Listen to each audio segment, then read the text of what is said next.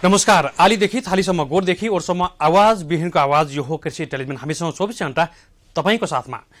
किसानसँग सीधा कुरा अन्तर्गतको फरक टेलिभिजन कार्यक्रम हेलो किसानमा यहाँहरूलाई हार्दिक स्वागत छ। म हुँ असीम सापकोटा।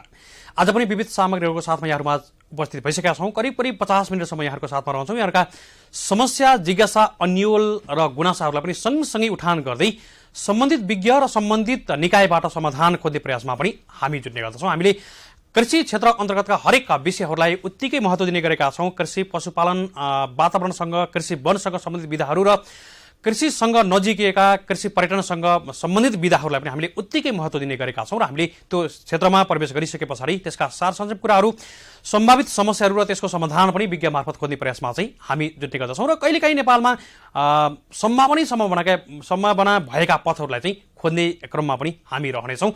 आज पनि यिनी विषयहरू मध्येको एउटा विषयलाई रोजेका छौँ र नेपालको डेरी क्षेत्रलाई नजिकबाट हेर्ने प्रयास गरेका छौँ। नेपालमा धेरै पशुपालक किसानहरू हुनुहुन्छ जसले दूध उत्पादन गरेर बजारमा पुर्याउनुहुन्छ, उपभोक्तामा पुर्याउनुहुन्छ र आफैले पनि सेवन गर्नुहुन्छ। यो क्षेत्रको सम्भावना नेपालमा छ। यद्यपि कहिलेकाहीँ समस्या आउँछ। किसानहरूले भने जस्तो आम्दानी लिन नसकेको अवस्था पनि छ। विभिन्न कारणहरू हुन सक्छन् र कोभिडको कारणले भएको लकडाउन र विभिन्न अन्य समस्याहरूको कारणले गर्दा पनि यो क्षेत्र अलिकति समस्याग्रस्त रहेको कुरा पनि हामीले पटक पटक भनेका पनि। सँगसँगै हामीले विभिन्न निकायहरूबाट यसको प्रबन्धनको लागि, किसानहरूको लागि उत्थान गर्नको लागि विभिन्न कार्यक्रमहरू पनि आएका छन् र हामीले यसलाई पनि नजिकबाट हेर्ने प्रयास गरेका छौँ। आज हामीले सँगसँगै नेपाल सरकारको दुग्ध क्षेत्रको विकासको लागि, दुग्ध क्षेत्रमा लाग्ने किसानहरू र व्यवसायहरूको लागि प्रबन्धनको लागि अथवा उहाँहरूका समस्या सुन्नको लागि एउटा स्वायत्त निकायको रूपमा पनि राष्ट्रिय दुग्ध विकास बोर्ड रहेको छ र हामीले आज राष्ट्रिय दुग्ध विकास बोर्डका कार्यकारी निर्देशक डाक्टर राजेन्द्र प्रसाद यादवलाई नै स्टुडियोमा निम्ति आएर चाहिँ उहाँसँग करिब 50 मिनटसम्म रहन्छौँ। सँगसँगै यो क्षेत्रमा हुँदै गरेका कुराहरू र किसानको उत्थान कसरी हुनसक्छ र किसानहरूका समस्याहरूलाई उहाँहरूले कसरी समाधान गर्दै हुनुहुन्छ भन्ने खालको विषय पनि रहन्छ र सँगसँगै डेरी क्षेत्रलाई दुग्ध जन्य पदार्थहरूलाई चाहिँ उद्योगको रूपमा पनि हामीले अगाडि बढाउन सके खण्डमा चाहिँ अझै थपले रोजगारी पाउन सक्ने बलियो क्षेत्र पनि देखिन्छ। त्यसैले हामीले यसलाई नजिकबाट हेर्ने प्रयास गरेका छौँ। यहाँहरू उपभोक्ता अथवा चाहिँ व्यवसायी हुनुहुन्छ, डेरी क्षेत्रमा आबद्ध हुनुहुन्छ अथवा चाहिँ दुध उत्पादन गर्ने किसान नै हुनुहुन्छ भने पनि यहाँहरूले टेलिफोन गर्न सक्नुहुन्छ, यहाँहरूका जिज्ञासा राख्न सक्नुहुन्छ।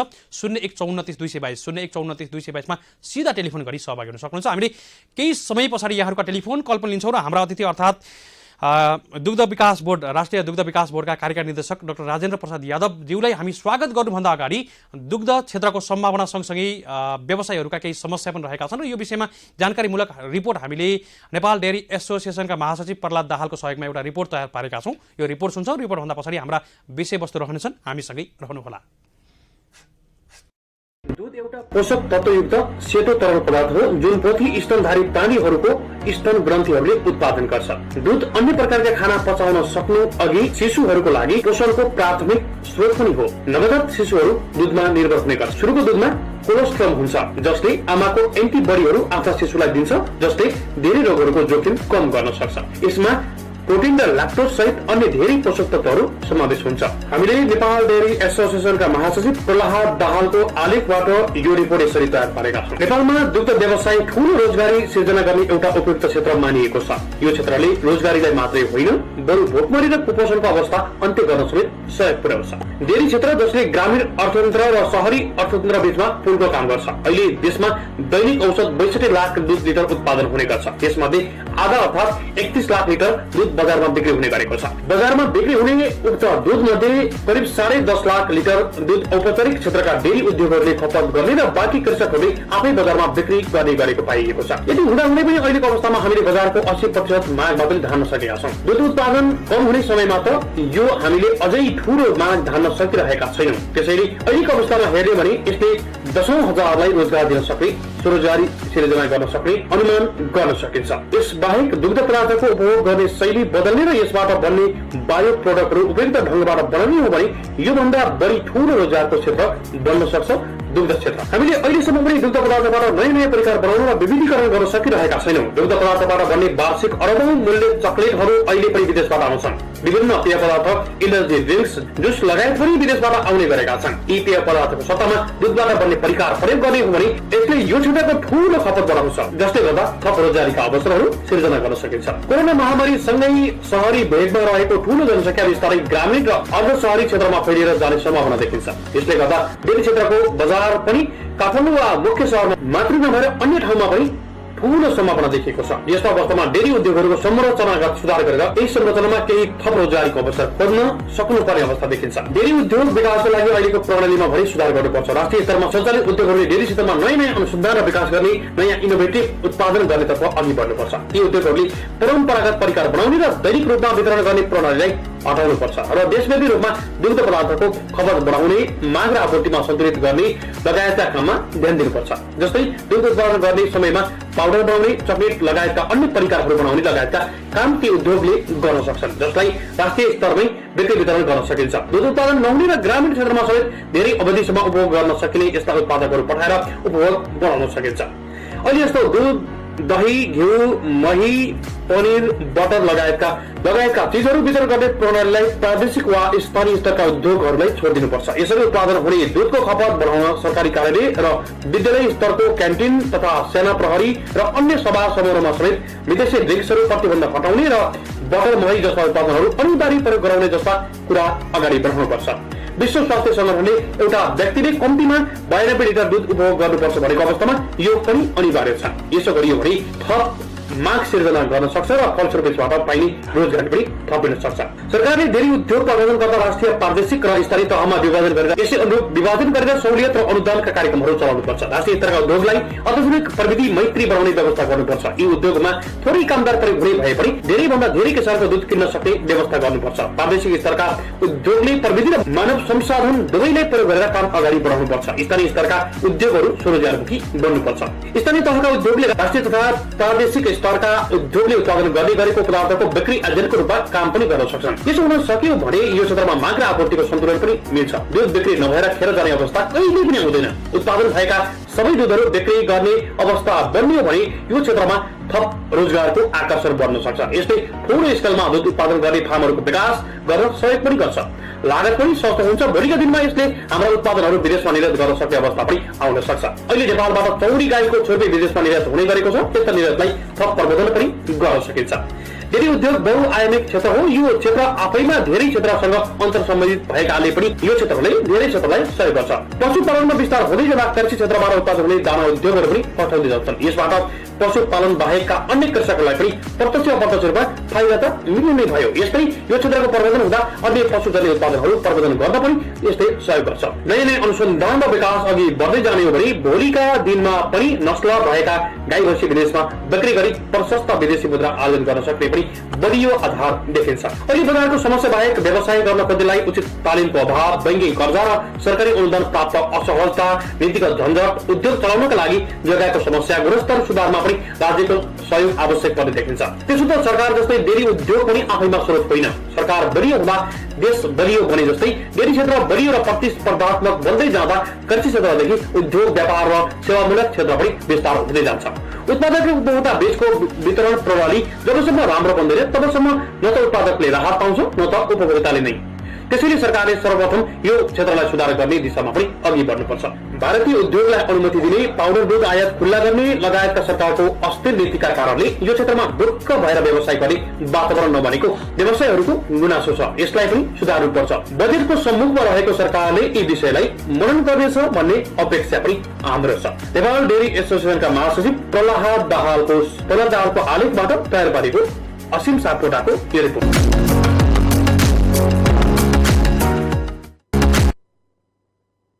नजिकबाट हेर्ने प्रयास गरेका छौँ र सम्भावना भएको क्षेत्र पनि कहिलेकाहीँ अलिकति गन्जामल, कहिलेकाहीँ समस्या आइदिन्छ र यो क्षेत्रको लागि के हुनुपर्छ भन्ने खालको विषय, महत्त्वपूर्ण विषयलाई पनि हामी उठाउने प्रयास गरेका छौँ। र आज हामीले राष्ट्रिय दुग्ध विकास बोर्डका कार्यकारी निर्देशक डाक्टर राजेन्द्र प्रसाद यादवलाई स्टुडियोमा निम्तेका छौँ। उहाँको उपस्थित भइ पनि सकेको छ र हामीले उहाँसँग धेरै कुराहरू गर्छौँ। यहाँहरूका कुनै पनि समस्या, जिज्ञासा र अन्यलहरू रहे भने चाहिँ 01943222 01943222 टेलिफोन गर्न सक्नुहुन्छ। यो क्षेत्रको लागि, डेरी क्षेत्रको लागि अथवा दुग्ध व्यवसायको प्रबन्धनको लागि चाहिँ राष्ट्रिय दुग्ध विकास बोर्डले पछिल्लो समयमा गरेका कार्यक्रमहरूलाई पनि सँगसँगै अपडेट गर्ने प्रयासमा पनि हामी रहेका छौँ। डाक्टर साहब नमस्कार, यहाँलाई स्वागत छ। धन्यवाद। आराम हुनुहुन्छ? आरामै छु। डाक्टर साहब अहिले त निकै व्यस्त हुनुहुन्छ है, के काममा व्यस्त छु भन्नुभएको थियो यहाँले? धन्यवाद असीमजी। सर्वप्रथम म कृषि टेलिभिजनलाई धन्यवाद दिन चाहन्छु। यो अहिलेको बिचमा हामीले के देखेका छौँ भन्दाखेरि यो डेरी सेक्टर भनेको सबभन्दा इम्पोर्टेन्ट सेक्टर हो र नेपालको जिडिपीमा 9% ओक्टेको कृषि मन्त्रालयको सबभन्दा ठुलो धान पछिको भनौँ न सबभन्दा ठुलो सेक्टर भनेको डेरी सेक्टर नै हो। र म आइसकेपछि केही समस्याहरू देखेँ र मलाई के लाग्छ भन्दाखेरि डेरी सेक्टरमा यत्रा मान्छेहरू लागेका छ र नेपालको सबभन्दा इकोनोमिक्स जेनेरेसन गर्नेमा एउटा पदार्थ भनेको डेरी सेक्टर नै भएको कारणले यसलाई कसरी व्यवस्थित रूपमा लगाऊ भनेको कुरामा चाहिँ म स्टडीमा केही दिन गएँ। तर स्टडी गरिसकेपछि मलाई के लाग्यो भन्दाखेरि केही न केही मोडेल नल्याइसकेपछि जहिले पनि यो डेरी सेक्टर समस्यामा राखेर हुँदैन र यो समस्यालाई चाहिँ पहिचान गर्नुपर्छ। त्यो स्टडी गर्दाखेरि मैले केही कुरा चाहिँ अब यहाँ यो टेलिभिजन मार्फत यहाँलाई भन्न चाहन्छु। जस्तो मैले मेरो आफ्नो पनि र मैले स्टडी गर्दाखेरि र नेपालको वातावरण हेर्दाखेरि र अरूको पनि जस्तो अब हामीसँग वातावरण मिल्ने जस्तो इन्डियाहरूको चाहिँ स्टडी गर्दाखेरि डेरी सेक्टरको मलाई के लाग्यो भन्दाखेरि के अरे जब हामीले 5-6वटा कुरामा ध्यान दिनुपर्छ जसले के हुन्छ भन्दाखेरि किसानलाई पनि फाइदा, उद्योगीलाई पनि फाइदा र समग्र देशलाई नै फाइदा हुने गरी मैले केही स्टडी गरेँ र मेरो स्टडीमा के देख्यो भन्दाखेरि 5I मोडेल। 5I मोडेल भनेको के भन्दाखेरि प्रथम 5I मोडेल भनेको र अहिले चाहिँ हाम्रो सार्क कन्ट्रीमा यही मोडेल सक्सेस छ। त्यसैले मैले पनि के चाहन्छु भन्दाखेरि यही 5I मोडेललाई हामी यदि इम्प्लिमेन्टेसन गर्न सक्यो भने देखेका समस्यालाई हामीले सल्भ गर्न सक्छौँ। र त्यो 5I मोडेल भनेको मैले पटक पटक कुनै कार्यक्रममा जाँदाखेरि यसलाई डिस्क्रिप्सन नै गरिरहेको छु अहिलेको अवस्थामा। त्यो 5I मोडेल भनेको के हो भन्दाखेरि पहिला चाहिँ हामीले समस्यालाई आइडेन्टिफाई गर्नुपर्छ। 1I भनेको 5I मोडेल भनेको पहिला चाहिँ आइडेन्टिफाई गर्नु पर्यो। के आइडेन्टिफाई गर्नु पर्यो भनेको दुध पकेट क्षेत्रमा भएका समस्या के हो त त्यो पहिला हामीले आइडेन्टिफाई गर्नु पर्यो। जस्तो हामीले देख्दाखेरि धेरै समस्या देख्यौँ तर त्यो समस्यालाई पनि न्यूनीकरण गरिकन मिनिमाइज गरिकन त्यसलाई सल्भ गर्यो भने ठुलो हिस्सा नै तपाईँको सल्भ हुँदो रहेछ। त्यसैले हामीले र मैले के चाहन्छु भन्दाखेरि पहिला चाहिँ हामीले आइडेन्टिफिकेसन गरौँ समस्याको। त्यो लगभग हामीले गरिसक्यौँ के समस्या के अरे दुध क्षेत्रमा छ। त्यसपछि सेकेन्डमा 5I मोडेलको सेकेन्डमा के भनेको छ भन्दाखेरि इन्भेन्टराइजेसन भन्छ अथवा पहिचान गर्ने। के अरे फर्स्टमा चाहिँ पहिचान गर्ने, दोस्रोमा इन्भेन्टराइजेसन भनेको पञ्जीकरण गर्ने। पञ्जीकरण भनेको सङ्घ संस्थाहरूलाई एकबद्ध गर्ने। जस्तो डेरी सेक्टरमा धेरै सङ्घ संस्थाहरू छ त्यसलाई चाहिँ एक ठाउँमा ल्याउने र त्यो समस्यालाई सल्भ गर्ने पार्टमा जानु पर्यो। तेस्रो भनेको इन्ट्रिगेसन एकीकृत गर्नु पर्यो। जस्तो अहिले पनि तपाईँले देख्नुभयो भने हामीसँग डेरी क्षेत्रका धेरै विद्वानहरू पनि छ जस्तो DIA के अरे NDA सिडिक्यान NDSA DDC लगायतका संस्थाहरू छ जसले हामीले एकीकृत गर्न सकेका छैन। कुनै न कुनै हिसाबले यस्तो यो कन्डिसन होइन कि लिङ्केज छैन तर जति एउटा सुमधुर के अरे तपाईँको वातावरण हुनु पर्यो त्यसमा अलिकति ल्याकिङ मैले देखेको छु। त्यसैले जस्तो सहकारी नभएको भन्न खोज्नुभयो त्यो सबैसँग अलिकति सहकार्य हुन सकेन। त्यसैले म के चाहन्छु भन्दाखेरि इन्ट्रिगेसन पनि गर्नुपर्छ, एकीकृत हुँदाखेरि किनभने एउटै अब्जेक्टिभ, एउटै मिसन, एउटै भिजन भएको सङ्घ संस्था त एकीकृत हुनु पर्यो नि त। समस्या पहिचान भइसकेपछि एकीकृत त हुनु पर्यो र सबैको चाहना के हो भन्दाखेरि दुध क्षेत्रमा भएका समस्यालाई सल्भ गर्ने। त्यसैले एकीकृत पनि अथवा इन्ट्रिगेसन पनि हुन जरुरी छ। चौथो कुरा के हो भन्दाखेरि संस्थागत अथवा इन्स्टिट्युसनलाइजेसन हुनु पर्यो अथवा संस्थागत हुनु पर्यो। संस्थागत भनेको कसको लागि भन्दाखेरि दिगोपनको लागि। जहिले पनि तपाईँको अहिले देख्नुभयो भने यसको इतिहासै तपाईँले देख्नुभयो भने जस्तो DDC को इतिहास पनि ठुलो, के अरे हाम्रो NDDB को इतिहास पनि तपाईँले देख्नुभयो भने 2049 देखि नै एस्टाब्लिस भएको। तर एउटा सानो समस्या आउँदाखेरि पनि अलिकति दगमग हुने अथवा अलिकति समस्यामा आउने।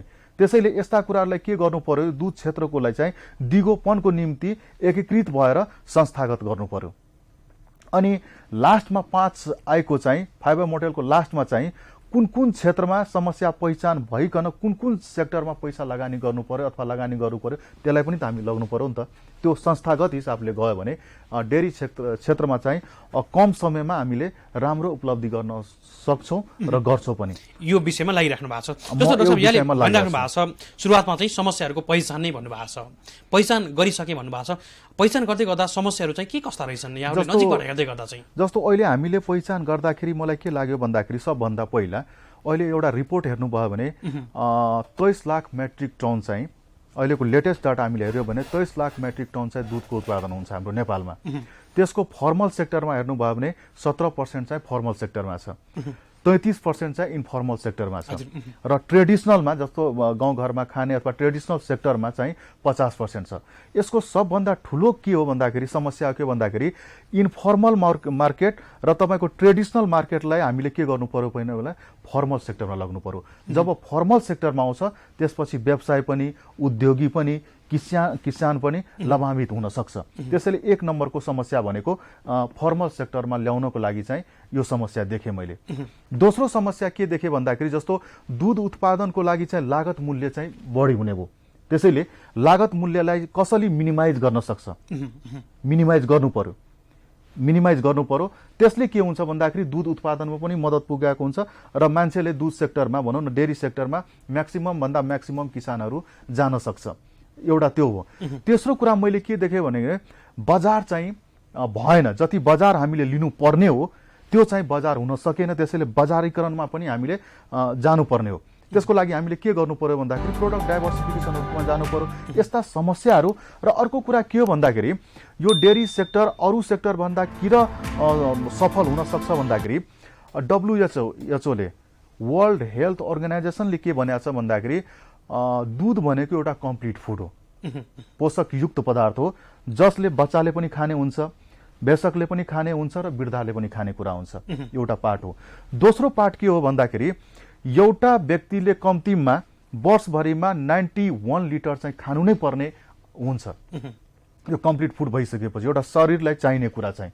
तर हाम्रो नेपालको अहिले पनि स्ट्याटस के छ भन्दाखेरि 76 र 77 लिटर मात्रै छ। त्यसैले यो बीचमा 15-16 लिटरको ग्यापिङ देखेका छौँ हामीले। त्यसैले हामीले के भन्न चाहन्छौँ भन्दाखेरि यहाँको मिडिया मार्फत किसानहरूको लागि सबभन्दा सम्भावित क्षेत्र भनेको यही नै हो र यसमा हामीले काम गर्न सक्छौँ र हामीले देखिएका समस्याहरूलाई पहिचान गरेर हामीले सल्भ गर्न पनि अहिले लागेको अवस्था नै हो।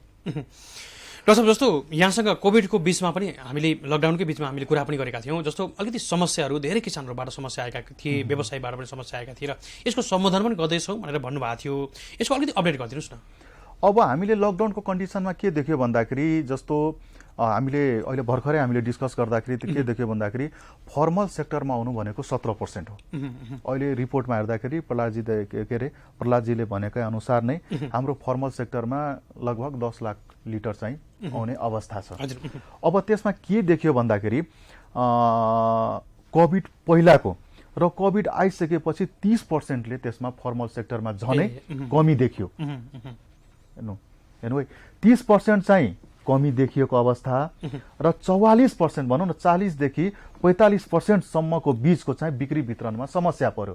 त्यसले के भइदियो भन्दाखेरि सङ्कलन गर्नेमा कति पर्सेन्ट घट्यो भन्दाखेरि 30% को मोटामोटी र बिक्रीमा कति घट्यो भन्दाखेरि 40 देखि 45% को बीचमा। अब यो दुईटै बीचमा तपाईले दुईटै बीचको हेर्नुभयो भने इम्ब्यालेन्स देखिन्छ हो। यहीमा यसमै समस्या देख्दाखेरि हामीले के गर्यो भन्दाखेरि यो हामीले पनि के बुझ्नुपर्छ भन्दाखेरि राष्ट्रिय दूध विकास बोर्डको अध्यक्ष नै स्वयं मन्त्री हुँदो रहेछ। कृषि तथा पशुपन्छी विकास मन्त्रालयका मन्त्रीजी हुनुहुन्छ। यसका उपाध्यक्ष श्रीमान सचिवजी नै हुनुहुन्छ। त्यसैले हामीले यसलाई अध्ययन गरिसकेपछि अब यसलाई कसरी के रे तपाईको सल्भमा जाने हो, समस्यालाई सल्भ गर्नुपर्छ भने हामी म्याक्सिमम के गर्यो भन्दाखेरि के रे तपाईको उपभोग गर्नुपर्छ, दुध उपभोग गर्नुपर्छ। र एउटा कुरा यहाँहरुको माध्यमबाट के भन्न चाहन्छु भन्दै सञ्चार माध्यमबाट यो कम्प्लिट फुड भइसकेपछि कोभिडको लागि जस्तो यसको दुधको कम्पोजिसन तपाईले देख्नुभयो भने शरीरलाई चाहिने वाटर अथवा पानी दुधमै पाउँदो रहेछ। तपाईको 85% सम्म दुधमा पाउँदो रहेछ। त्योभन्दा पनि म्याक्सिमम छ। स्पेसिस अनुसार फरक पर्दो रहेछ। प्रोटिन, फ्याट, मिनरल र त्यसमा पनि एस शरीरलाई चाहिने सबै कुरा यसमा पाएको हुनाले र स्पेसिफिकली तपाईले हेर्नुभयो भने प्रोटिनको पनि ल्याक्टोएल्बुमिन, ल्याक्टोग्लोबुमिन र इम्युनोग्लोबिन जस्ता पदार्थ भएको हुनाले हामीले के गर्यो भन्दाखेरि अथवा एनडीडीबीले के गर्यो भन्दाखेरि विज्ञापनमा हामी गयो कि केमा गयो विज्ञापनमा भन्दाखेरि दुधको उपयोग म्याक्सिमम बढाउनु पर्छ। जसको कारणले के हुन पर्छ भन्दाखेरि जुन कोभिडबाट सफरिङहरू छ अथवा लाग्ने कन्डिसनमा छ त्यसको पहिला के हुनु पर्यो राम्रो हुनु पर्यो अथवा के अरे तपाईँको शरीर राम्रो हुनु पर्यो। कोभिडमा के भएको त भने इम्युनिटी सप्रेस भयो भने कोरोना लाग्ने हो।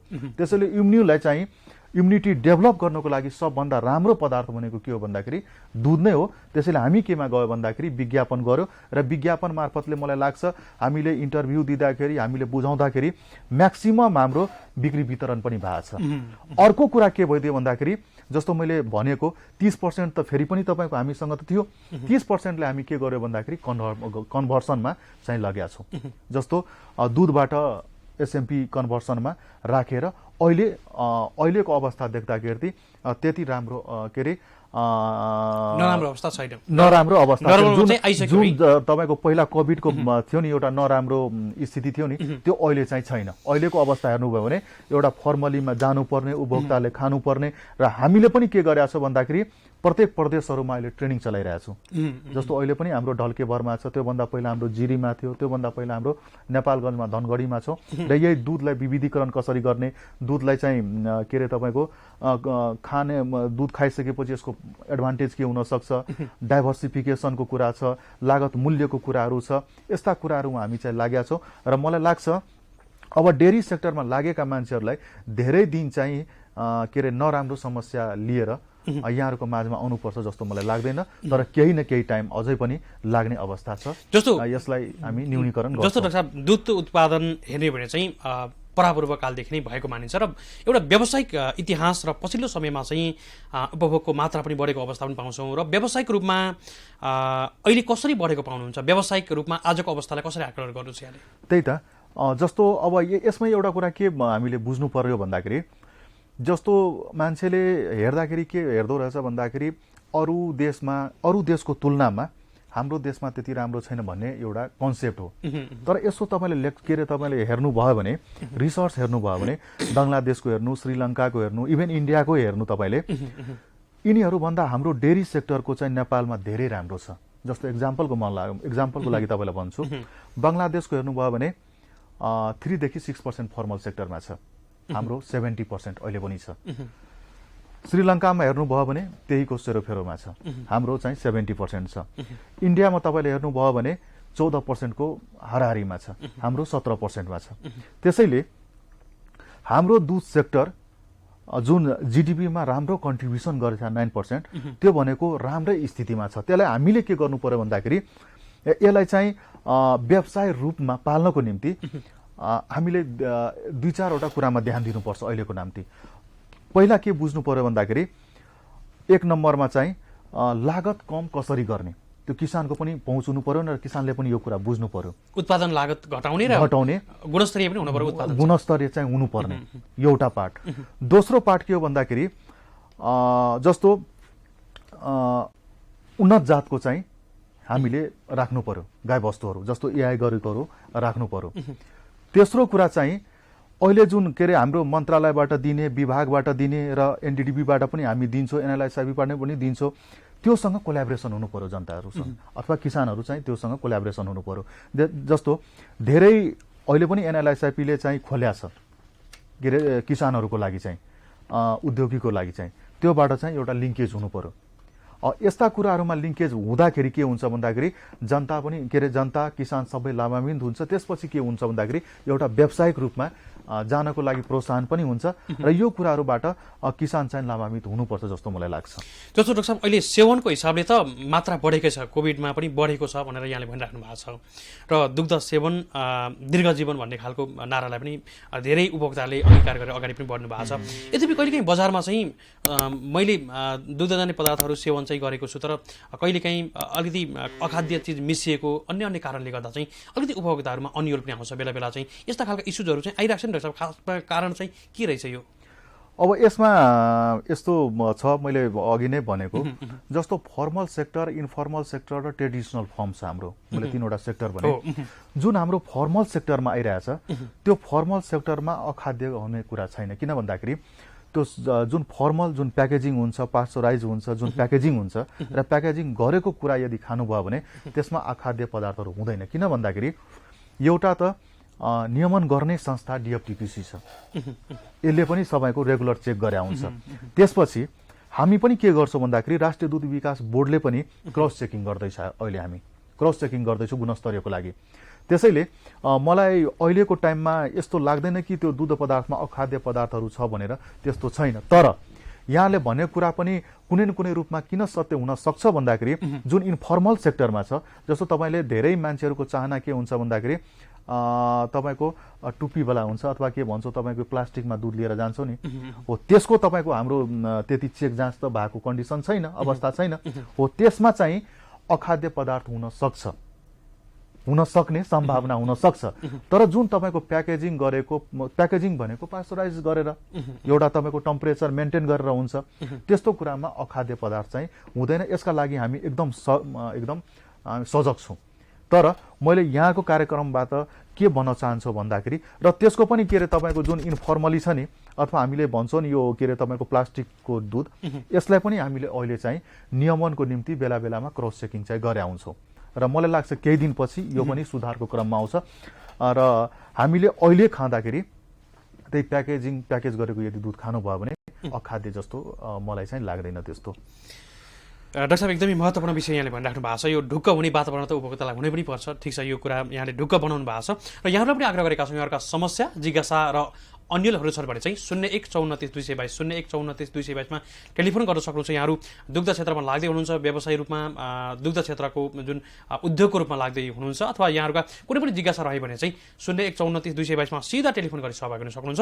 हामीसँग रहनुभएका अतिथि अर्थात् डाक्टर राजेन्द्र प्रसाद यादव, राष्ट्रिय दुग्ध विकास बोर्डका कार्यकारी निर्देशक समेत हुनुहुन्छ र यो क्षेत्रमा विभिन्न समस्याहरू र समस्याहरूलाई कसरी चाहिँ समाधान गर्न सकिन्छ, कसरी पहिचान गर्न सकिन्छ भनेर लागि परिराख्नु भएको छ। यहाँहरूका कुनै पनि जिज्ञासा रह्यो भने टेलिफोन गर्न सक्नुहुन्छ र यो कुराकानी हामी निरन्तरता पक्कै पनि दिन्छौँ। कार्यक्रममा पालो भएको छ।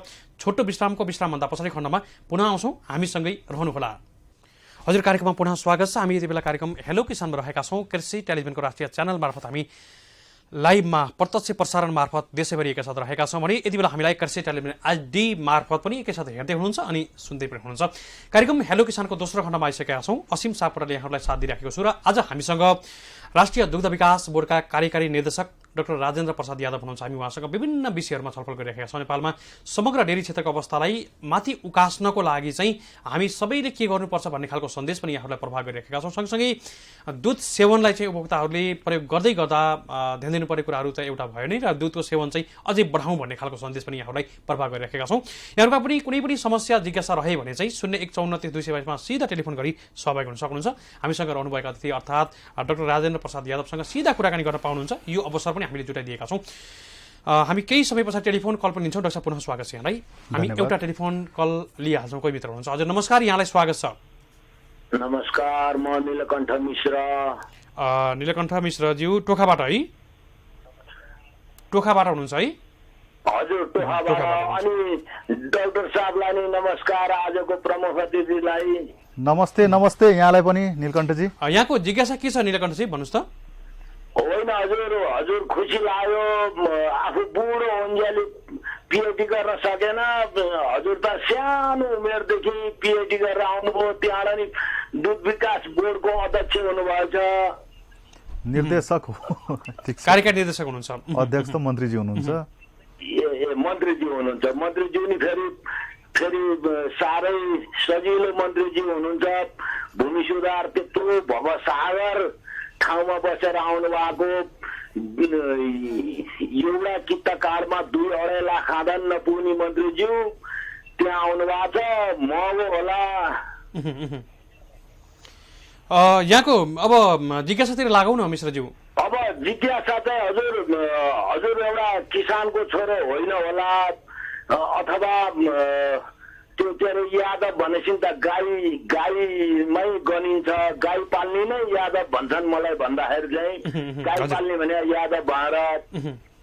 एउटा गाईलाई कति पर्छ? म चाहिँ दिनमा 30 लिटर दुध दिने गाई तपाईँले खोजिदिनुहुन्छ भने तपाईँसित म 3 लाखमा किन्छु। तर 10-15वटा 20वटा गाई तपाईँले किन्नुभयो भने त्यसमा चाहिँ 15% गाई चाहिँ बाँझोपना आउँछ। 3% देखि 5% गाई चाहिँ थुनिलो हुन्छ। अनि त्यसका बाछा बाछी चाहिँ कसरी हामीले पाखा लाउने के गर्ने लक्ष्मी भएर भनिन्छ हाम्रो धार्मिकमा चाहिँ लक्ष्मी भनिन्छ गाईलाई नि केही गर्न पाइँदैन बाछालाई नि केही गर्न पाइँदैन बाछीलाई नि केही गर्न पाइँदैन त्यसरी हामीले कसरी थेक्ने तपाईहरुले चाहिँ यो भैँसी भन्दा बाहेक गाई चाहिँ निषेध गर्नुपर्छ होला गाई पाल्दाखेरि चाहिँ हामीहरू गाई पाल्दा बाछा र बाछी हुर्काउन नसकेर र बाछा र बाछी अथवा त्यो 3 लाखमा किनेर ल्याएका गाईहरूले 30 लिटर दूध अहिले मैले 3 लाख दिन्छु भन्ने तर दिँदैन 18-20 लिटर 25 लिटर दिन्छन् त्यसको चाहिँ दूध चाहिँ 60-65 रुपियाँ लिटरले बेच्नु पर्छ हामीले 65-70 रुपियाँले बेच्नु पर्छ अनि किसान कहाँ पुगेका होलान् मेरो पहिचान मेरो हेर्नुहोस् जम्मै हिस्ट्री हेर्नुहोस् मेरो चाहिँ काठमाडौँमा म देखाउँछु 47-48 रुपियाँ जग्गा देखाउँछु आज म गाई कृषि नेपाली भएर कृषिमा लाग्नुपर्छ र कृषि गर्नुपर्छ भन्दा म आज सडकमा भिख मागेर हिँडिरहेको जोगी भइरहेको छु हजुर त यति यादव हुनुहुन्छ सानो उमेरमा आज दुध विकास बोर्डको अध्यक्ष हुन पुग्नु भएछ खुसी लाग्यो अब मिश्रज्यू यहाँको जिज्ञासा चाहिँ अब यो क्षेत्रमा अलिकति गन्जामोल छ भन्ने यहाँको जिज्ञासा हामीले महसुस गर्यौं यहाँले अलिकति लामो भूमिका पनि बाँध्नुभयो डाक्टर साहब के भन्न सक्नुहुन्छ उहाँलाई यसमा होइन डाक्टर साहब हजुरले 10 वटा गाई मात्र 10 वटा मैले चाहिँ 100 वटा गाई पालेको थिएँ 10 वटा गाई पालेर किसानसित कि अनि तपाईँ सज्जन अनि तपाईँलाई भगवान मान्छे 10 वटा गाई पाल्नुहोस् र अनि दुध विकास बोर्डमा अथवा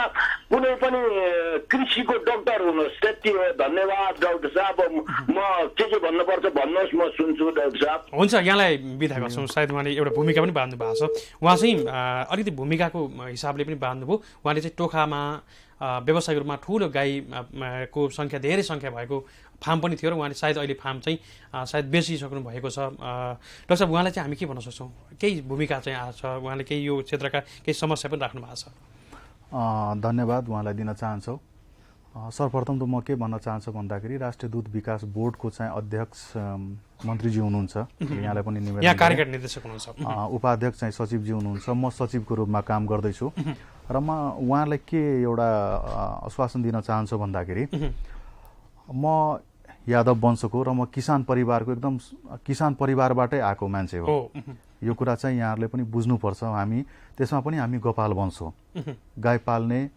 पशुपालनकै क्षेत्रबाट नै आएको हो र म भेटनरी डाक्टर पास गरेर यही क्षेत्रको र यसमै मास्टर डिग्री गरेको मान्छे हो त्यसैले मलाई यो कुराहरू चाहिँ अलि कुनै न कुनै हिसाबले 100% थाहा नभए पनि अहिले बुझ्ने क्रममा नै छौँ तर केही न केही कुरा चाहिँ मलाई थाहा छ साइन्टिफिक हिसाबले पनि व्यावहारिक हिसाबले पनि अरू हिसाबले पनि वंशानुगत हिसाबले पनि धेरै कुरा चाहिँ मलाई ठिक छ थाहा छ त्यही भएर त मैले 5i मोडेलको कुरा गरेँ नि त यस्ता गर्दाखेरि व्यवस्थित हुन्छ अब जस्तो उहाँले सोध्नु भएको प्रश्न जुन गर्नु भएको छ त्यसले हामीले के मैले अघि नै भनेको कुरा के हो भन्दाखेरि जस्तो पाल्नु भन्दा पहिला ज्ञान नलिकन कुनै काम गर्नुभयो भने त्यसमा असफल हुँदो रहेछ यो कुरा चाहिँ हामी तपाईले बुझ्नुपर्छ जस्तो मैले अहिले नै भन्दाखेरि जस्तो डेरी सेक्टरमा अथवा एनिमलकै कुरा गर्नुभयो भने जस्तो एक्जाम्पलको लागि मैले तपाईलाई युज गर्छु एउटा शब्द युज गर्छु आर्मीको लागि रासन युज हुन्छ आर्मीको खानामा यदि प्रयोग गर्नुभयो भने त्यसका लागि रासन युज हुन्छ कि रासन भनेको ब्यालेन्स डाइट हो त्यो ब्यालेन्स अनुसार वेट अनुसार चाहिँ खुवाउनु पर्छ त्यस्तै हाम्रो एनिमलकै कन्डिसनमा म राष्ट्रिय दूध विकास बोर्डमा आउनुभन्दा पहिला म लेक्चरर नै थिएँ डेरीको लेक्चररै भएर आएको नै हो त्यहाँ त्यसैले हाम्रो अहिले देखिएका समस्याहरू के हो भन्दाखेरि मैले यहाँहरूलाई पनि पहिला नै भने जस्तो पाल्नु भन्दा पहिला एक नम्बरमा हामीले के ध्यान दिनु पर्यो भन्दाखेरि केही न केही ज्ञान हुनु पर्यो केही न केही पशु वस्तु अनुसार अथवा पशु वस्तुको चाहिँ ज्ञान हुनु पर्यो प्राविधिक ज्ञान चाहिँ हुनै पर्यो दोस्रो ज्ञान के हुनु पर्यो भन्दाखेरि तपाईको लिंकेजमा हुनु पर्यो किसान जो आफूलाई राम्रो किसान ठान्दो रहेछ त्यो चाहिँ के गर्नु पर्यो भन्दाखेरि कम्तीमा लिङ्केजमा हुनु पर्यो हामी जस्तामा जस्तो एनडिडिबी को लिङ्केज हुनु पर्यो एनएलएसआइपी सँग लिङ्केज हुनु पर्यो डिडिसी सँग लिङ्केज हुनु पर्यो किन भन्दाखेरि त्यसमा तपाईको के हुन्छ भन्दाखेरि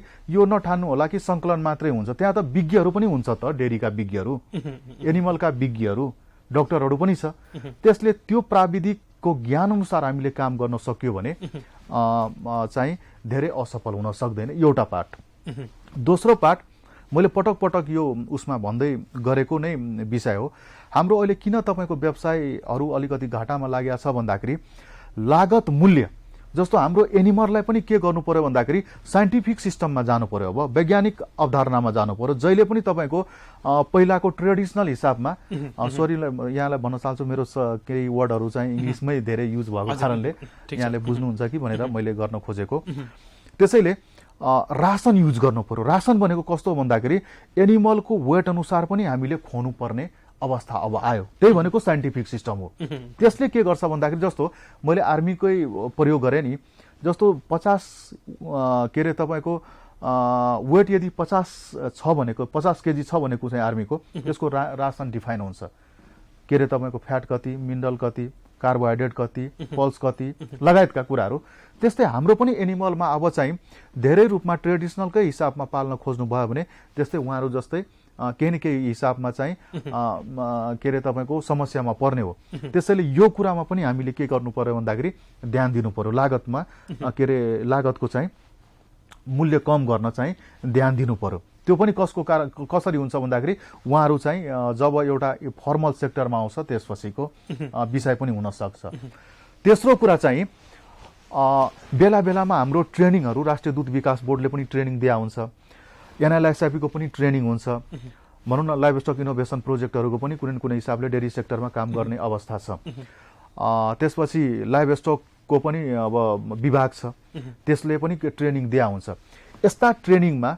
उहाँहरू जस्तो मान्छेहरू आउनु पर्यो र उहाँले पनि ट्रेनिङ मलाई पनि चाहियो भनेर निवेदन पनि दिनु पर्यो माग पनि गर्नु पर्यो यसले के हुन्छ भन्दाखेरि उहाँहरूले देखिएका समस्यालाई हामीले पहिचान गरेको खण्डमा उहाँले त्यहीको सल्भ गर्न सक्छौँ धेरै कुरा रिसर्चले पनि सल्भ गर्न सक्छ धेरै कुरा प्र्याक्टिकल गरेको र बुझेको पनि हामी समस्या सल्भ गर्न सक्छौँ त्यसैले मैले उहाँलाई के निवेदन गर्न चाहन्छु भन्दाखेरि तपाईँ एकपल्ट हाम्रो कन्ट्याक्टमा आउनु हामीसँग एकपल्ट काम गरौँ काम गर्नु भनेको ज्ञान जुन छ त्यो चाहिँ सेयर गरौँ र मलाई लाग्छ डेरी सेक्टरमा यहाँले देखाएको समस्यालाई धेरै रूपमा पहिचान हुन सक्छ र यो के रे तपाईको त्यसबाट विलुप्त हुनु पर्दैन जस्तो मलाई लाग्छ डाक्टर साहब धेरै विषय छन् हामी अन्तिम खण्डमा आइसकेका छौँ भर्खरै मात्रै 111औं बोर्डको कार्यकारी समिति बैठक सम्पन्न भएको छ यो केही नयाँ कुरा हामीले प्राप्त गरेका छौँ डाक्टर साहब धन्यवाद फेरि पनि यहाँलाई भन्न चाहन्छु हाम्रो 111औं कार्यकारिणी समितिको बैठक बसेको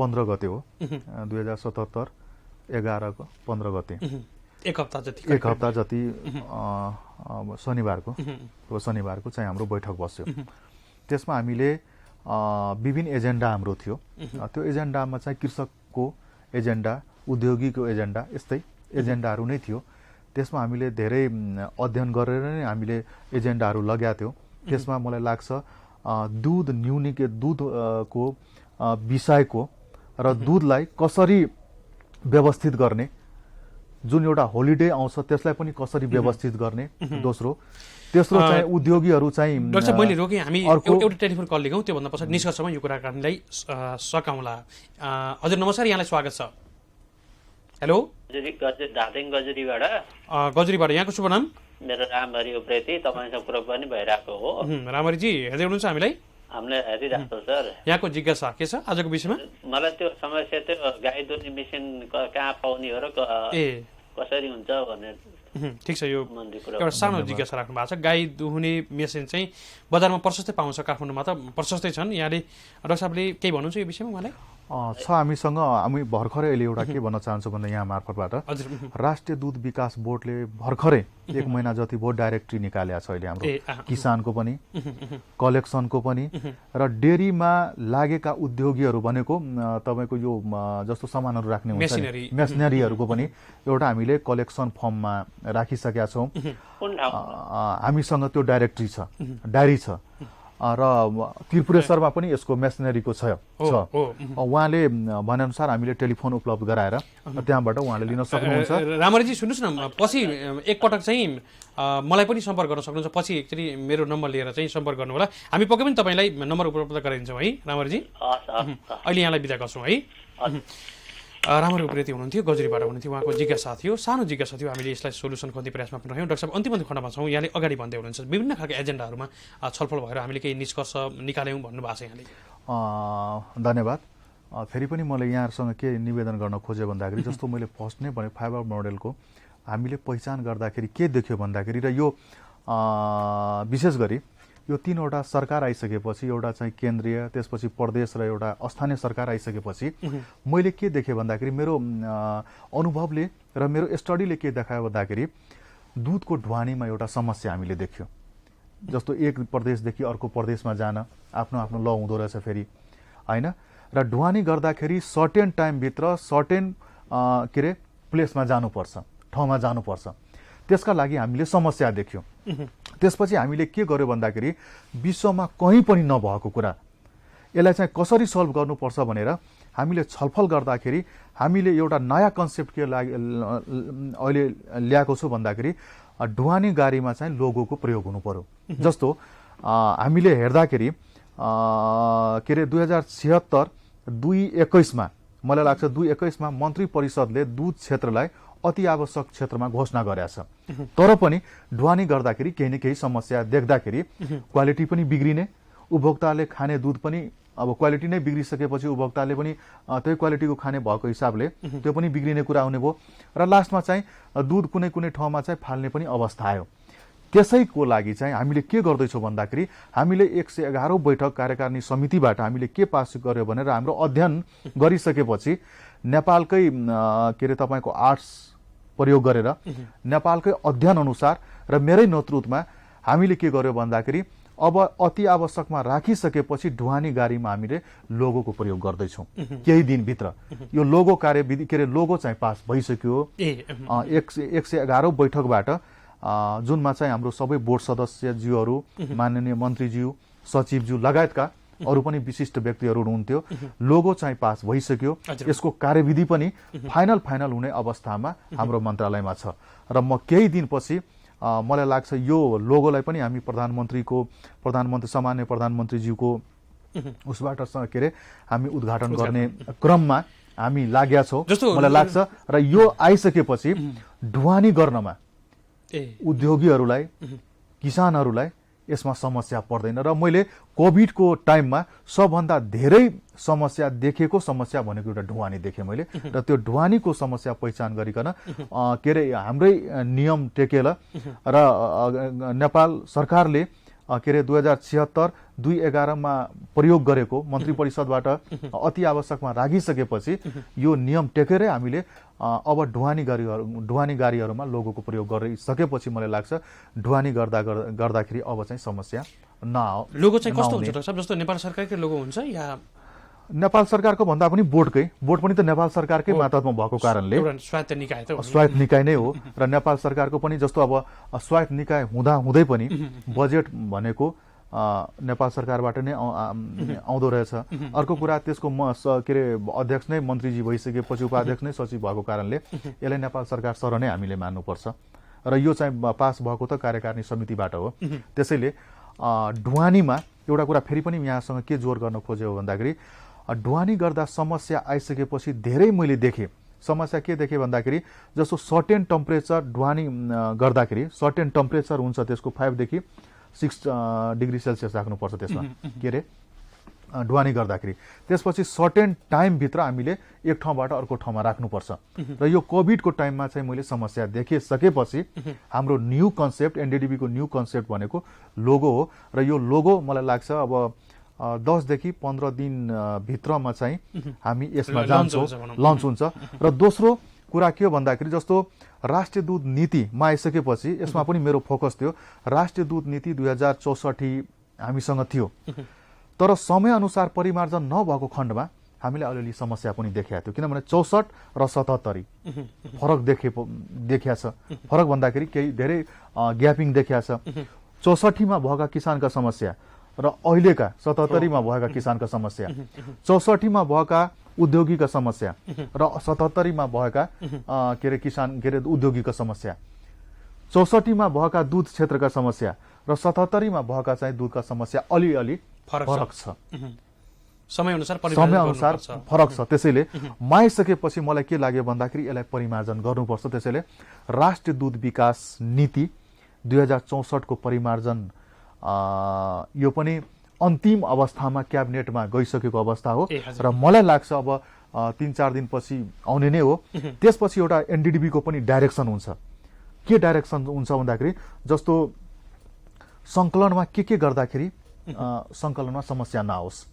अर्को कुरा के हुन्छ भने उपभोगमा के गर्दाखेरि उपभोग चाहिँ बढ्ने हो, उपभोक्तालाई खानेकुरामा के कुरामा ध्यान दिँदाखेरि विविधीकरणमा राम्रो सेवा पुग्न सक्छ, के कुरामा हामीले ध्यान दिँदाखेरि बजारीकरणमा म्याक्सिमम भन्दा म्याक्सिमम हुन सक्छ, के कुरामा ध्यान दिँदाखेरि अहिले 76 लिटर जुन हामी उपभोग गरिरहेछौँ त्यसलाई 91 मा पुगाउन सक्छौँ र त्यो भनेको हाम्रो रोड म्याप हो र एनडीडीबी चाहिँ त्यही दिशामा अब लाग्छ र मलाई लाग्छ यो आइसकेपछि परिमार्जन सहितको आइसकेपछि अहिलेको समस्या धेरै त्यसमा एड्रेस भएको छ र यो त्यही नीति लिएर राष्ट्रिय दूध विकास बोर्ड हिँड्छ र त्यो नीति मलाई लाग्छ सबै स्टेक होल्डरहरूले राम्रोसँग पालना गर्नुभयो भने दूध क्षेत्रमा देखिएका समस्यालाई धेरै टाइम नलिकन यसलाई चाहिँ समस्यामा जानुपर्छ, समस्याको सल्भ पनि गर्नुपर्छ। र समस्या मेरो एउटा के जिज्ञासा छ भने यहाँको सञ्चार माध्यम अथवा टेलिभिजनबाट समस्या यदि हामी ल्याउँछौँ भने त्यो समस्याको सल्भ गर्ने पार्ट पनि हामी नै हो।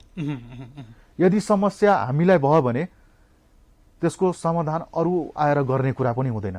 त्यसैले एकीकृत भएर राष्ट्रिय दूध विकास बोर्ड, किसान, डिआइए, एनडीए, सिडिक्यान, उपभोक्ता सबै एकै प्लेटफर्ममा हामी हिँड्यौँ भने यसले चाहिँ मिनिमम भनौँ न कम से कम टाइममा राम्रो परिणाम दिन सक्छौँ। यो चाहिँ यहाँहरूको उसबाट मैले यहाँसँग आग्रह गर्न खोजेको। हुन्छ डाक्टर साहब, निकै महत्त्वपूर्ण विषयमा जानकारी गराइदिनु भयो। समय सकिसकेको छ र यो दुईवटा कुरा लन्च भइसके पछाडि हामी फेरि पनि यहाँसँग यसरी नै छलफल गर्नेछौँ। र अर्को कुरा पनि यहाँसँग एउटा जानकारी गराउँ, जस्तो हाम्रो अहिले अध्ययन पनि चल्दैछ। जस्तो कन्भर्सनमा अहिले जुन दूध धेरै भयो हामीसँग, दुईटा सिजन हुँदै रहेछ, हाम्रो फ्लस सिजन र लिन सिजन। यो पनि एउटा इम्ब्यालेन्सको कन्डिसन हो, अवस्था हो र हामीले कोभिडको टाइममा चाहिँ धेरै कन्भर्सन गर्यो र हामीलाई के लाग्यो भन्दाखेरि र उहाँहरूको स्टेक होल्डरसँग पनि सोद्धाखेरि के लाग्यो भन्दाखेरि र उहाँले पनि के जानकारी दिनुभयो भन्दा कन्भर्सनमा हामीलाई घाटा लाग्दो रहेछ। त्यसैले हामी के गरेका छौँ भन्दाखेरि कन्भर्सनमा चाहिँ कति अनुदान दिँदाखेरि उहाँको व्यवसाय चाहिँ राम्रोसँग चल्न सक्छ यसको पनि हामीले अध्ययन गर्दैछौँ, एउटा कुरा। दोस्रो कुरा चाहिँ जस्तो लकडाउन चैत 11 पछि लकडाउन भयो। लकडाउन भइसकेपछि अब देश नै अस्तव्यस्त भएको कन्डिसनमा डेरी सेक्टर पनि कुनै न कुनै रूपमा अलिकति मैले भने 33% चाहिँ सङ्कलनमा र 44% के अरे 40 देखि 45% को हामी 44% भन्छौँ बिचमा के अरे यो बिक्रीमा समस्या भयो। त्यसैले किसानलाई समस्या नपरोस् यसको लागि हामीले के गर्दैछौँ भन्दाखेरि चैत 11 पछि लकडाउन अवधिसम्मको हामीले एउटा चाहिँ त्योमा भएका त्यति बेला भएका किसानलाई समस्यालाई अनुदान दिने हिसाबले पनि हामीले एउटा अध्ययन गर्दैछौँ र मलाई लाग्छ चाँडै नै हुन्छ। यो अध्ययन हामी बीचबीचमा गइसकेका छौँ। र तेस्रो कुरा अन्तिममा जुन कन्भर्सन गरिसकेपछि पनि कसरी यसलाई व्यवस्थित गर्छौँ भने हामी कोल्ड स्टोर पनि बनाउने उसमा छौँ र 111 बैठकबाट यसलाई पनि अध्ययन गरेर चाँडैभन्दा चाँडै के अरे मन्त्रालयमा बुझाएर अबको जुन तपाईँको बजेट आउने क्रम हुन्छ त्यसमा पनि एड्रेस हुने गरी हामी काम गर्ने सिलसिलामा नै छौँ। हुन्छ डाक्टर साहब, निकै महत्त्वपूर्ण विषयमा जानकारी गराइदिनु भयो र यहाँप्रति हामी कृतज्ञ छौँ र कृतज्ञ पनि गर्दै बिदा गर्न चाहन्छौँ। नमस्कार। हस्, धन्यवाद सर, यहाँले जुन टाइम दिनुभयो त्यसका लागि धेरै धेरै धन्यवाद। हुन्छ, अहिले यहाँलाई बिदा गर्छौँ। हजुर, हामीले आजका अतिथि अर्थात् राष्ट्रिय दुग्ध विकास बोर्डका कार्यकारी निर्देशक डाक्टर राजेन्द्र प्रसाद यादवजीलाई बिदा गरिसकेका छौँ र उहाँको विदाई सँगसँगै आजको लागि कार्यक्रमको समय सकिसकेको छ। टेलिभिजनको माध्यमबाट र अनलाइन माध्यमबाट यहाँहरूले देशैभर हेर्नुभयो। यहाँहरूप्रति कृतज्ञ ज्ञापन गर्दै असीम सापबाट यहाँहरूको माझबाट बिदा हुने अनुमति माग्छु। जय कृषि, जय किसान, समृद्ध कृषि नेपालको सान हेर्दै गर्नुहोला कृषि टेलिभिजन। नमस्कार।